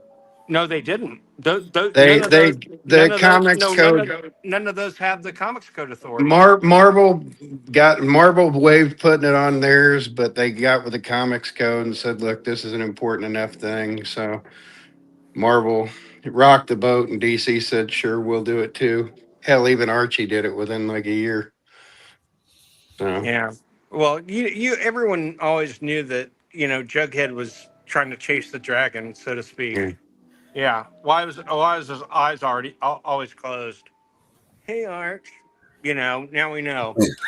Um, Well, he was having BC pot. That's why. nobody gives a flying fuck or flying fig rather, excuse my language, about this one anymore. I want that. That's why the Last Man won, isn't it?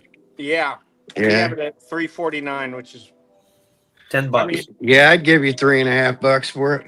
3.5. Thanks, man. Mhm. These are some nice ones. Second appearance of Man Thing. I mean, Gray Morrow cover. Yep. no. This is it's actually a Neil Adams cover. Oh, that's the Adams one. Okay. Bill, Yeah. you're being asked It's a question. Morrow Interiors. Yeah, Well, you're right. Bill, And number 10 was the first color appearance. His first appearance period was Savage Tales #1, and that was black and white. Bill, you've And got a question. then You've got a this question. is a good one. You know why this is? Worth almost 300, right? First Blade. 30-cent variant. No, 30 it's not cent variant. Very good, Lyle. Yeah. Very good. And that's one of my favorite covers, actually. I love that cover. I only saw that because I put my specs on. Oh, good. he was Yeah, we wobbling it old so men much need to I put didn't our even specs notice on. the starburst. This is a really nice one. Yes. They're getting harder to find, though. They are. And this one in mint, believe it or not, this is not mint. It's $182. But in mint, this is a $5,000 comic now. What's Yeah. that? Believe it or Sergeant not. Prize Battle. Really? Okay. And then Mm-hmm. Black Hawk, still a quality publication. Weird War #1, that's a really good one. Yeah, that's a good one. That was Somewhat Black hard to Hawks. find. Those Black Hawks are so underrated. Oh, hell yeah, especially with the Reed Crandall art. Yeah, I know you got it. Mhm. This is an important one these days. What do we have on this? First 200. Really? Yeah. It's expensive. Yeah. Well, it's become big because of the there's another appearance of Creature Commandos. Yeah. It's become big because of the TV series. Yeah. And their creator's been on the show 5 times now, 6. If 5 anybody's times. bored, he can be on again. J.M. De Mateus. This is a good one. #1. What, 1972? 72. Yes, absolutely. June Wow. 72. What's his super soldier number? I have no idea. Here's Neil Adams' redo 8. of an original cover. Luke Cage is super soldier number 8. 8. He's a super. How's he a super soldier? The stuff that bonded to him was part of the super soldier serum. Oh, that's weird. So who's super soldier number 2? Bucky. You showed him earlier. Oh, I don't know who. Ted Salas. Oh, okay. I didn't realize that. But something went horribly wrong with Ted. Yeah. And I guess all you guys have seen Ted's first, well, not first, it's actually his second appearance, because there was a movie about 20 years ago with Man Thing. But and it was a really bad. I think it was Australian, if I'm not mistaken. But his first current or recent appearance was from the Werewolf by Night special, TV special. And what else do I have? These are all pretty Hey, good. hey, Bill, who's Super Soldier number 10? Number 10. Would that be Bucky? Think Roman numerals. Say what? Think Roman numerals. Put the word weapon in front Oh, of it X. as well. Oh, Weapon X. Wolverine? Yep. I didn't. How did he get super soldier? They pumped Super Soldier serum in him when they bonded his adamantium. Of So course. it's all bastardizations of the original. Total But bastardization. they I agree. kept dipping back into the pool. I mean, because no one has Erskine's original formula. Cap's Right. the only one that got the pure one with the Vita rays. Right. But there's like 36 different characters who have some variation of it in their system. I did not know that. That's amazing. So, 36? because they always went back to the same well. Bill, So you haven't answered. Bill, Yeah. we need. Well, you need to answer a question from Yes. the chat. Yeah. Where's it gone? So why is Superman 1 more expensive than Batman 1 when Batman 1 is more relevant? Why is Superman 1 worth more than Worth Batman more than 1? Batman 1 when Batman 1 has more significance. Well, I mean that's someone's opinion. I would say Superman 1 is I mean it's Superman 1. He's basically acknowledged as the first major superhero. Yeah, but Batman Now, 1 has the collected first But it's Joker. the first 4 issues of Action in it, isn't it? It's a reprint, whereas Batman number 1 isn't. I think that's what Biggie verse means. Batman 1 is 2 collected editions of Detective they didn't use, which is the first appearance of the Joker. So Yeah, but if they didn't use it, it was never printed. Whereas the other one has been printed, hasn't it? okay, This what is a happened? good Everything question. cut out. Back. So Biggie Shack has another provocative question. Okay. Bill, No, I wouldn't say that at all. I would say no, I wouldn't say that at all. Now, modern variant buyers, they're just completists for the most part, and you know, it also depends on what artists they're into because there's a lot of more exclusive kind of artists like a Bill Sienkiewicz or Todd McFarlane, and people want to, or Scotty Young even, and people are very artist centric on those. I think, and I think that's why a lot of those variants sell is because of the artist himself. But on Golden Age, you know, covers go a long way, but you have to remember, Black Adam doesn't even appear on the Marvel Family 1, and it is a great cover, but it's a very important issue, and yet just like there's a lot of important issues of Flash that Golden Age that didn't have the Flash on it. So it's not really always a cover thing, although covers amount for quite a bit of the appeal for collectors, I think. But like let's look down the line here right now. So that's Captain Marvel number 4. Now it's important because this is the first appearance of any of the Marvel family, and it happens to be the Lieutenant Marvels who came before Marion Jr. But it's a great cover, don't get me wrong, but the real appeal is the beginning of the Marvel family, as it were. This is not a real Spider-Man 1. If you think about it, it's the Golden record version, and it came out 3 years after the comic. Now, this is a very great cover, but would I say this cover sells it? No, it's the fact that it's Spider-Man number 1. And then you have first appearance basically of Warlock as him. But is this an important issue? You know, it's arguable. I mean, it's great that it's the first Warlock, but this isn't a very expensive comic. Now, this is an important issue because, of course, it's a Steranko cover, but the main appeal is that this is when they started making the Hulk much larger, and this is one of the first ratios where the Hulk was far larger than your average hero. And right here, this is important because I mean it's a Joker cover, early Joker, and with his name on it. So this is probably the price on this is jettisoned because of the cover. Then you have like going down all early Joker. These of course are silver, not golden expensive. now. The Hulks. Now the Hulks, arguably on these two issues, it was basically the covers that sold it, not so much the stories inside. And let's see if we have anything else.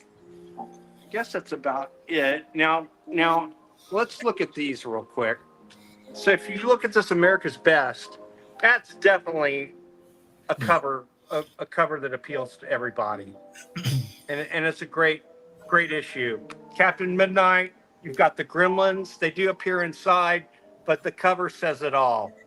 These Captain Marvels and Marvel family, the covers are great, but the stories inside might be greater. I'd have to look them up and see what providence happens in each one. Now the cover really sells this because this is what many call the precursor to Swamp Thing.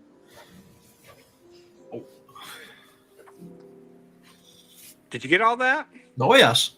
Yeah. I tell you what, I do. You guys can't hear me, can you? Oh yeah, we can hear you. What happened? Yeah. Oh, you can hear me. Okay. Yeah. I do feel Okay, sorry good. for people in the future. But so that's my little as long as feel comic about covers versus insides.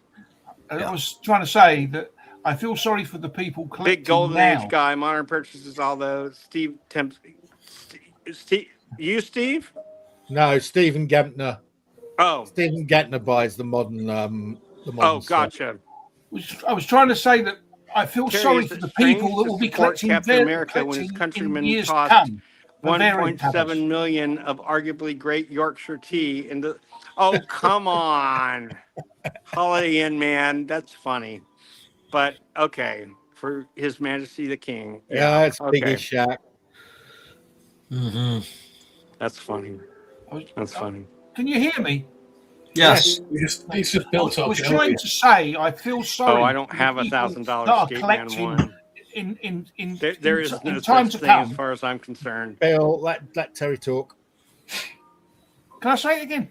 Yeah. I just said I feel sorry for the people that are going to be collecting in years to come, I can't hear Terry. unless it all goes digital, because the comic companies are making it very, very difficult for people to be completists. I mean, such things as like Absolute Batman at the moment, all I right? can't hear him. Absolute Batman is on issue 24. Yep. Do you know how many variant covers there are? Well, I buy the variants. Yeah, you don't buy all of them though, do you? Pretty much. What, all 800 of them? I try to buy. I've purchased quite a few. What, 896 of them? Almost. Really? Yeah. Can't hear him. I don't have. I mean, I have a few that I pulled out. Like not very many because, like I said, I have long boxes full. Like this one here is like the Absolute Batman number 20, but it's the one in 25. Yeah. You know, it's very. What is that, Lyle? As I say, at the moment, there's 24. Well, the 24th issue hasn't come out yet, has it? But they reckon 896 variant covers. I'll be right back. With 24 issues. It's just absolutely crazy. Well, Lyle's doing it the right way. The only way to do that is when they first come out. Can you imagine? Yeah, the thing is, but when they're 1 in 50s and 1 in 100s and 1 in 250s. Well, because my LCS is very small here in town. We used to have 3, and after COVID, they closed up shop. So we have 1. And so because of the Absolute Batman, Detective, and Batman, they put that aside. I can't hear anybody. Mark, I'm going to go out and come back in. Get the variants. I said just put them aside. And they sell these 125s at my LCS for $25 Canadian. Yeah. But what about the one in Fair enough. 50s and the one in 250s? Those The one in we 500? just don't. I have to buy them online because my LCS is, like I said, is very small, and I have purchased the one in 50s as well, and those are $60. Yeah, but you're an exception to the rule. I don't think a lot of people can afford that. Well, I'm retired, right? So I just sold 98,000 books. I still have to be frugal, right? I'm not I know. But I I'm mean, not going to go broke just to try and get a variant. what I mean is, it's not just. I mean, that I just picked that one out because it fascinates me how many there are. But Right. I mean, people like IDW and things like that. I mean, there's like 20 covers to virtually every issue they bring out. At least. Yeah. I agree right. with I agree with Terry. One of the reasons I like collecting Bronze Age and Silver Age is there's one, there's one copy of it. You know, if you want issue number 103, by House of Secrets issue 103, there's only one House of Secrets issue 103. There's not 27 of them. No. Right. I only do that with the Batman stuff. The rest of it, I don't give a rat's behind about variants. No. Huratam, that's very nice. How much did it cost you? Did you buy it directly from the artist? Or did you buy it through a dealer? I buy it from a dealer. The same guy you get your weed from? I'm joking. No, I don't touch that stuff. I was in law enforcement. It's okay. It's legal now there. I don't think those two statements go together, Kyle. A division of it. That's all I can tell you.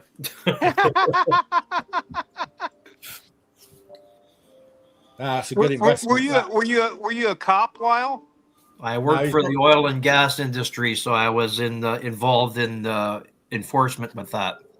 Oh wow, amazing. The thing is, I think that's a really good investment, Huratam. That's a very good investment. No, it wasn't the RCMP. No. With the Bronze Age and stuff like that, when I'm doing it on the CLZ, quite often it comes up. Even though we're supposed to be one, there can be three, because there's the newsstand version, there's the direct version, and there's the Canadian price variant. Or there's the UK price variant sometimes. Oh yeah, there's that as well. But as I say, that's what's so crazy about some of it now. But I mean, now it's just got obscene with the amount that they're doing now. Well, it works. There's people like Lyle who buy them all. Oh, that's right. And you got to do a lot of research to find the right price on stuff. You just don't jump at the first one that you see. No, exactly. Right. Exactly. A lot of the books that I have, it didn't happen overnight. I mean, I've been at it since 1968, so it's you've had a lot of time to do research. No, I mean, my collections. I mean, the first comic I had, I think, was in 1964. But if I had kept my original collection, like you obviously did, sort of thing, I probably would be buying all the Weird and Wonderful things and the Golden Age stuff now, because I wouldn't have had to replicate half the collection I bought. I wouldn't have to buy them again because I already had them. And I grew up in the French province in this country, and English literature was hard to find in the northern mining communities that just didn't exist. And relatives from Ontario would come by again for birthdays and Christmases and whatnot, and hand you a box full, and you cherish them because nobody else had any. It wasn't going to share. So that's amazing. Just like those French Canadian pulp booklets that I have. I mean, they're can't find them anywhere. Although I found some extra ones in my stuff that I haven't even spoken about, so I could have a couple of more parts. Oh, that's interesting, collecting cows. So these are comics where some of the issues had different adverts into the main issues, to the original version. Yeah. Yeah, well, I mean, I think supposedly the first variant cover was the Man of Steel, wasn't it? It was supposed to be the DC's Man of Steel, when they brought out the mini-series, and they had two covers for the number one, and they rate that as the start in the variant. The second variant that I know of after that was Justice League number 3. with the Captain Marvel cover that was just test marketed in several states. Immortal Biggie Mac. When I was 7 in 1964, and my mother used to buy me comics. But I did buy Daredevil back then, but I sold my collection in '84. So I won't tell you how old I was in 1964. I was around. I was very, very young. I mean, no, the first comic book. Well, I've said it before. The first comic book I ever, or American comic book I ever had. I mean, Beano, Dandy, and all the rest of it before the first American comic book I ever had was Lois Lane number 70. Was Lois Lane number 51, and that came out in I believe, in 1963, 64. Wow. The first comic book I bought when I was 6 or 7 was Iron Man number 2. Yeah. Wow. Yeah. And then the first Marvel comic I remember was a issue of not Brand Ech. So I thought superheroes were drawn wacky, and for a long time before I realized that wasn't really the characters. So you thought not Brad Deck was the standard way of doing it. Yeah. I thought Marie Severin was, Kurt Swan, for crying out loud. Yeah. For several years, I mean, it was my mother that used to buy them. Or I used to get pocket money, and I'd buy comics with my pocket money. So I had a few of them. But it wasn't until I started a paper round, when I was paper route, as you would say, or a paper round. When I was about 11, sort of. They never asked your ages in them days, and that's when I started. And I ended up working behind the counter when I was 12. I was I grew up in the mining community, 700 miles northwest of Montreal, way out in the middle of nowhere. And how I was making money was because we were a lot of indigenous villages in the area. A lot of people did trapping, so there was wild rabbits and all kinds of different animals that we were trapping in those days, and we were getting 25 or 50 cents per rabbit that we were catching. So whatever I would accumulate in a week, I'd give half to my mom, and the rest of it would go toward buying bubble gum or whatever you wanted to buy, right? Yeah, that's right. Or you'd get the Bazooka Joe comic books that came in with the gum. That was like bags full of that stuff. That's crazy. You were doing furs for comics. Furs for comics. That was a good one. Yeah. Well, they'd send it all down to Montreal. They'd make hoods with the fur lining and gloves, and because it was 40, 50 below zero up there, so No, I wasn't into Marvel mainly because you never used to see it very often. No. I used to see DC more of the time in the area I lived in. I don't know why I didn't see Marvel, but because my friend used to buy Marvel, but a lot of he had two brothers that were a lot older than him, and they used to buy it from. We lived in the outskirts of London. Nowadays it's classed as London where we live. It was the outskirts then.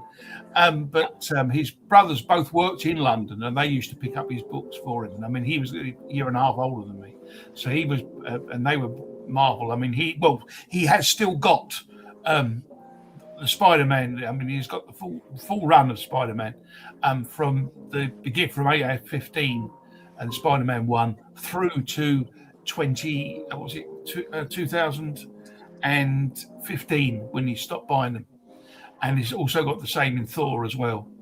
But he's contemplating selling them, but he still hasn't quite 100% decided yet. But I mean, he had full runs of most of Marvel stuff anyway, and he sold all those, but he kept those two particular series. But the first Marvel book I bought was Daredevil number 8, because Daredevil was probably about the only character I really liked. And so I did, and I did get back to. I never ever owned number 1, but I did get back to number 2, I believe. I mean, now I need 1, 2, and 3. I've managed to get hold of number 4 now, so that should be coming to me in a few weeks. That's great. I just need 1, 2, and 3, but again, I had all of them. up till 1984 anyway. Yeah. So as I said, I wouldn't have had to replicate any of that. So I would have had the other collection. The trouble is, I moved around quite a lot, so I don't know how I would have transported them. Because I mean, they were at my parents' place for a long while, but then they moved to a bungalow, and there was no room in that bungalow for my books. I mean, that's part. I mean, there was 2 or 3. That's what I need to do to get rid of all my kids' stuff. Yeah. I keep telling the wife we need to move to a bungalow so we can get rid of all the kids' stuff. Well, to answer Turtwig's question, I did live in Northern Ontario as I got older, but in those days, we were living up in Northern Quebec, and that was my dad was in the diamond drilling and mining industry at that time, and that's what we did to make a few dollars. Everybody in the area did that. It wasn't just myself. Different times, it was the mid '60s. Yeah. But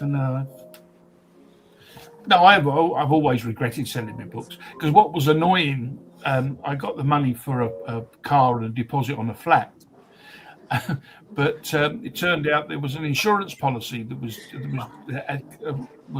come out that my mother had got from when I was born, and it came out when I was in my 20s, but she had forgotten all about it, and because we had moved several times, they had got a full address. And it was ages before I found out that this money was there.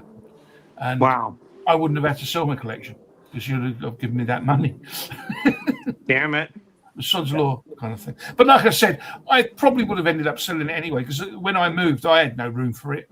Well, it's the 70s, so. I mean, the flat that I was in, I had no room for it. So, there wouldn't have been a room for the collection. And the girlfriend I had at the time that I moved in with, we got a flat together, she wasn't into any of that kind of thing anyway, so she would have probably sold it while I was out of work. Yeah.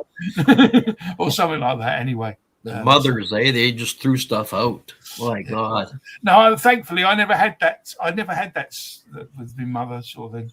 I lost a number of I used to get trading cards. I lost a number of them with my father because I never tidied them.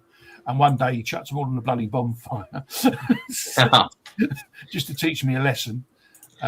Mind you, years later, I used to show him the different cards that he had actually burnt, showing him how much they were worth now. But then you go, okay. So to answer Kyle's question, yes, I am a hockey fan. I usually, because now that I'm retired, I can watch more hockey. But when I was working, I was only watching hockey during the playoffs. It's the only, and everybody was, watching it, and then they'd bet on the teams and stuff that you do when you're not working. And now, my dad just turned 90 years old here on the 30th of June, so him and I we watch hockey. Wow, that's great. Yeah, it's all fun. We used to have a pretty good team here in Sheffield. The first time I went to see them, they beat the opposing team. I think it was like 33-2, and it actually got boring. Just watching them score all the time. I think there's only one professional hockey team in Texas, and that's the Dallas Stars. Yes. But we have one. And we won it all 3 years after we began, so we're not shabby either. Well, a lot of those Cup, players on your team are Canadian. That's why you won. I think we did have a Canadian. I think that our best player was a Canadian. I'm fooling there with you, Bill. I know. I caught on. Every now and then I catch on to things. Much respect. Cottage is what? Near Port Carling. I have no idea what that means. It's an Ontario location. Oh, reference. Okay, gotcha. This is another good one we have. I think I showed this last week, though. Yeah. Oh, yes, that's the next one. Yeah. That's a great one. We used to see it all the time, but it's gotten quite rare lately. Yes. You can go back to everybody. I just want to show that one. Okay, Bill. We just like your shirt, that's all.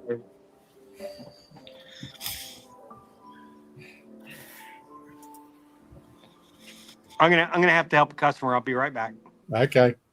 Well, Mark, thanks a lot for having me on your show today. I'm pleased that you gave me the. No, it was good to have you, Lyle. There's some really interesting comics there. I should go and do some research. Look those up tomorrow. Let's see what I can find. You have to come on, Carl, because you've got loads to show. Yeah, you've only got another 148,000 to show us. Right. No. I appreciate your comments there, Terry. When I'm doing a video, I always look forward as Terry hasn't commented yet, and I look at the clock, so he's probably still in bed. Yeah. No, I do like seeing all the unusual stuff. So yes, I have a couple of more. I got one video dropping on Sunday and a couple of them next week that are going to be interesting. Excellent. Right, guys, that is it for this week. Thanks to all our regulars and to our special guest, Lyle, for dropping in. We will be back next week. Until then, that is it from the Geeky Weekly Show. Look at this. Look at this. Well, wait a minute. What's going on? We got best show ever. Bill's going to miss this. Best show ever. I love it. Oh, I love those glasses. Oh, I love those. Those are awesome. Cool. Very good. Right. On that note, I'm ending the stream.